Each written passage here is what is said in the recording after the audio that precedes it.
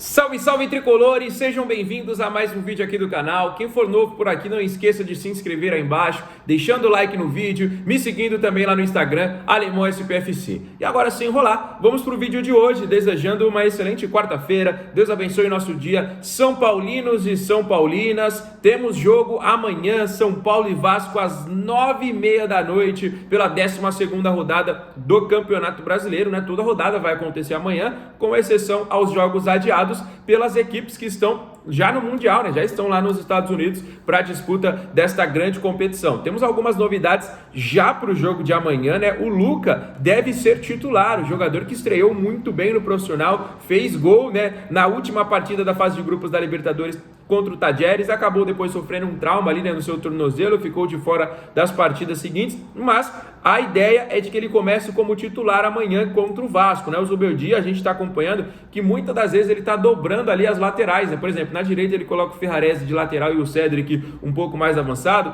já colocou na esquerda o Enzo e também o Wendel, né? Mas pensando em um time mais ofensivo, né, ele pode tirar essa dobra da esquerda de Enzo e o Wendel e colocar o garoto Luca ali jogando aberto pela esquerda, apenas 17 anos de idade, recentemente com um contrato renovado, fez o primeiro gol no profissional em um jogo de Libertadores e aí ganhando a oportunidade agora pela primeira vez na equipe titular. E aí, vocês acham que é muito válido? Vocês acham que é justo? O Luca deve realmente ganhar a oportunidade? Eu sempre sou totalmente favorável, né, aos garotos de Cotia, aos garotos da base aí aparecendo nos profissionais mais minutos. Eu sempre acho muito legal, então, que o Luca seja titular amanhã e que faça um grande jogo, né? Falando do lado do Vasco, teve uma declaração polêmica aí, rapaziada. O Verratti tem 50 gols aí com a camisa Cruz Maltina, fez gol em todos os principais adversários do Vasco, só que em 3 ocasiões ele enfrentou o São Paulo e ainda não balançou as redes. Ele foi perguntado sobre isso nessa semana, falou que o São Paulo é um dos únicos adversários que ele ainda não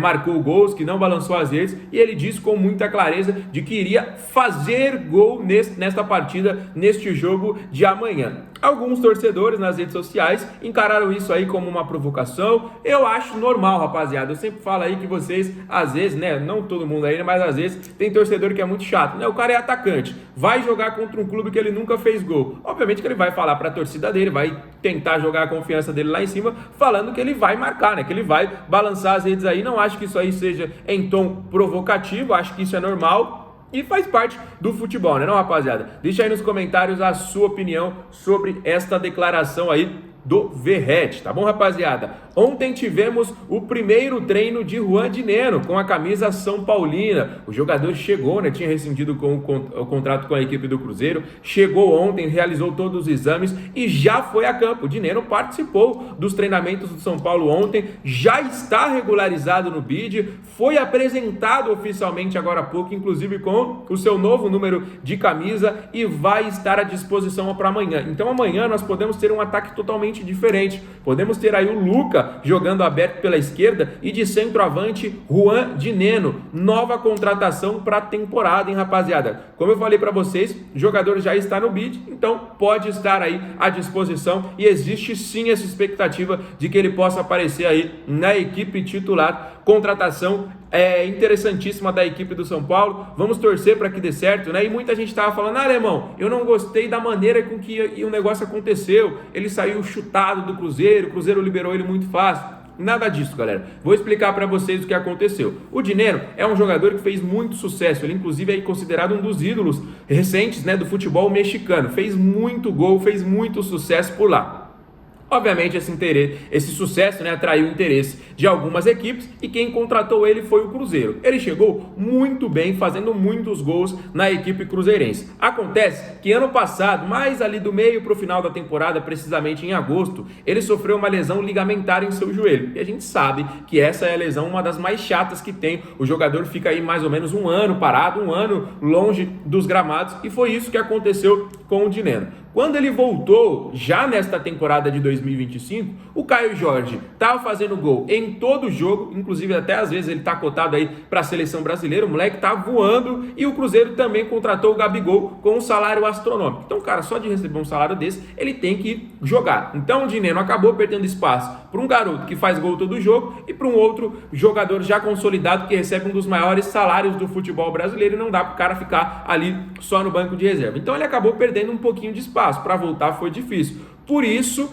além do mais, o jogador tem contrato somente até dezembro, né? Tinha contrato somente até dezembro. Então, perdendo um pouquinho de espaço, contrato muito curto, essa rescisão chegou aí de uma maneira amigável, ele acabou ficando livre no mercado e o São Paulo fez um contrato curto, né? Até dezembro também de 2025, com algumas metas. Caso atinja essas metas, aí o jogador terá um contrato um pouquinho mais longo, né, rapaziada? Então, por isso que a situação do Dineno ficou assim, livre no mercado. Fechou, rapaziada? Então, para você que tá falando aí que o Dineno foi chutado, que o Cruzeiro liberou ele fácil demais, foi isso que aconteceu. Antes da lesão, ele era o titular, ele era o camisa 9 ali, mas aí depois o Caio Jorge começou a meter gol todo jogo, o Gabigol chegou. Então, ele voltando ainda de uma lesão muito complicada, cerca de um ano ali afastado, a gente sabe da dificuldade que é, a gente teve casos recentes aí, por exemplo, agora do próprio Caleri, teve casos recentes de Ferrarese, na época o Galopo, então é uma situação difícil você voltar dessa lesão, por isso que aconteceu essa situação com o Dineno, mas longe de ter sido chutado, longe de ter sido liberado, fechou? Então, para você que tá achando aí que é uma contratação, o cara foi chutado lá do Cruzeiro, não vai dar certo aqui no São Paulo, nada disso, não foi isso que aconteceu, acabei de explicar para vocês aí o motivo, fechado, rapaziada? Vamos para uma notícia agora interessantíssima também que está circulando aí nas redes sociais. A equipe do Nottingham Forest, junto com o goleiro Carlos Miguel, estariam aí analisando uma proposta de saída para o jogador. A princípio poderia ser um empréstimo ou também uma negociação definitiva, né? Como o goleiro já tem aí mais de 26 anos de idade, existia uma expectativa de que ele pudesse retornar ao futebol brasileiro. Vocês lembram bem, inclusive teve polêmica dele com o Luciano, né? Depois de um clássico contra a equipe do Corinthians. E aí a torcida São Paulina começou movimentações aí, alguns pedindo a contratação do goleiro Carlos Miguel. Mas até então não existe nenhuma negociação. O Rafael está consolidado, o problema entre aspas é que ele tem 35 anos de idade, uma idade um pouquinho mais avançada, mas nem tanto para goleiro, né? Ele começou a viver, para mim, a sua melhor fase no gol São Paulino, né? Ele já teve altos e baixos, falhou em algumas oportunidades, mas vem tendo uma grande fase recentemente, o Rafael salvando o São Paulo em muitos momentos importantes daí desta temporada, em jogos decisivos, clássicos, Libertadores e tudo mais. Então, neste momento, essa informação que vocês estão acompanhando aí nas redes sobre o Carlos Miguel não passou de interesse dos torcedores, tá bom? Então, só para esclarecer aí para vocês, ainda não houve, né, uma tratativa direta da equipe do São Paulo, que hoje não planeja, né, fazer uma investida por um goleiro. A expectativa do São Paulo era trazer um atacante, busca ainda, né, um meio-campista e está atento também às outras oportunidades, talvez sobre a chegada de um zagueiro, talvez sobre a chegada de um lateral também, já que o Igor Vinícius vai deixar a nossa equipe, tá bom? Mas só para esclarecer aí para vocês todo este ponto. Fechado, rapaziada? Vamos falar mais um pouquinho sobre o jogo de amanhã, que teremos São Paulo e Vasco pelo Campeonato Brasileiro. Jogo muito importante. O Tricolor, neste momento, está apenas a 2 pontos da zona do rebaixamento. O Vasco é uma das equipes que estão ali também lutando para sair desta situação tão complicada. A gente sabe que ainda é o início do campeonato, mas quanto mais você vai ficando ali, parece que a situação vai piorando, vai dando uma zica, vai dando um azar, né, não, rapaziada? Então, o São Paulo precisa urgentemente vencer para dar uma tranquilidade, né, nesta pausa. Lembrando que depois do jogo de hoje, os jogadores terão cerca de 10 dias aí de folga, né? Então não teremos treinamentos, não teremos alguns jogadores treinando ali no São Paulo, exceto alguns jogadores que vão aprimorar a sua parte física. E aí, só bastidor, rapaziada. Só tratativas de chegada, só tratativas de saída, né? O São Paulo terá ainda, além do Dineno, outros jogadores chegando, e o São Paulo terá ainda, além do Igor Vinícius, outros jogadores saindo, né? Então, essas informações de bastidores vão acontecer bastante enquanto o Super Mundial de Clubes acontece. Vale destacar para todo mundo que quer acompanhar que o Super Mundial já começa neste sábado, né? Tá chegando. Teremos a partida de inauguração, a partida de estreia aí neste próximo sábado, e aí no domingo já começa jogo em cima de jogo, né? A gente vê que nos Estados Unidos são muitos fusos horários, então teremos jogos aí um pouquinho mais cedo, teremos jogos tarde da noite, pelo que eu acompanhei, acho que o primeiro jogo do Botafogo, acho acho que é 10 ou 11 horas da noite, se eu não me engano,